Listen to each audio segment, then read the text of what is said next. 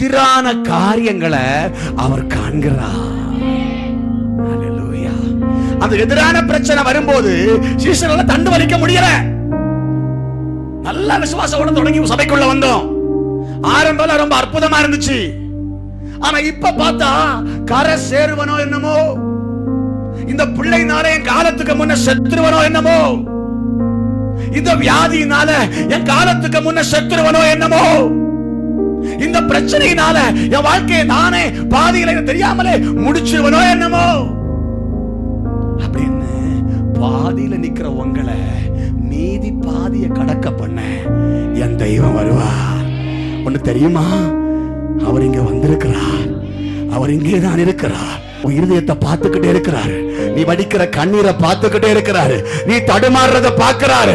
நீ முன்னேற முடியாத பார்க்கிறாரு. நீ ஜெயிக்க முடியாத பார்க்கிறாரு. அவர் தான் அனுப்புனாரு. உங்க வாழ்க்கையில உங்க புருஷன் அவர் தான் கொடுத்தாரு. உங்க மனைவி அவர் தான் கொடுத்தாரு. இந்த வேலையை அவர் தான் கொடுத்தாரு. இந்த சபையை அவர் தான் கொடுத்தாரு. ஆனா முன்னேற முடியல. ஏன்னா ஒரு எதிர்காற்று. ஆனா ஒரு எதிர்காற்று வீச வீச வீச உனக்காக ஒரு இடத்தை ஆயத்தம் பண்ண போனவருடைய இருதயம், நான் இங்க ஆயத்தம் பண்றேன், என் பிள்ளைய வரவிடாம தடுக்கிற அந்த பலவீன காரியம் என்ன, அதை உற்று நோக்குகிறார். தண்டு நல்லா வலிக்கிறாங்க. ஆனா சீஷர்கள் தண்டு வலிக்கிறத விடல, ஜெபிக்கிறத விடல, போராடுறத விடல. விசுவாசியே, ஜெபிக்கிறத விடாத, ஆராதிக்கிறத விடாத, விசுவாசத்தை விடாத, போராடுறத விடாத. உனக்காக அவர் யுத்தம் பண்ண வருத்தம் யாரையும் மறக்க பண்ண அவர் ரெடி ஆயிட்டாரு.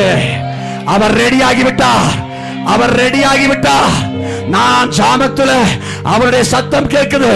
அந்த படகை சுற்றி நடுக்கடல்ல கடலின் மேல் நடந்து வந்த தெய்வம். ஹalleluya.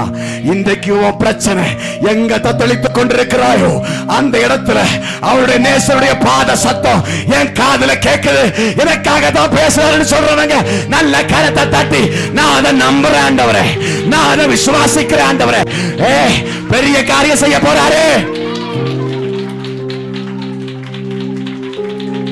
அவருடைய காலடி சத்தம் உன் எல்லைக்குள்ள கேட்க போகுது. உன் குடும்பத்துல கேட்க போகுது.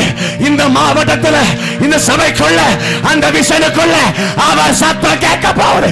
நீ பட்ட பாடு வருத்தத்தை மறக்க போற.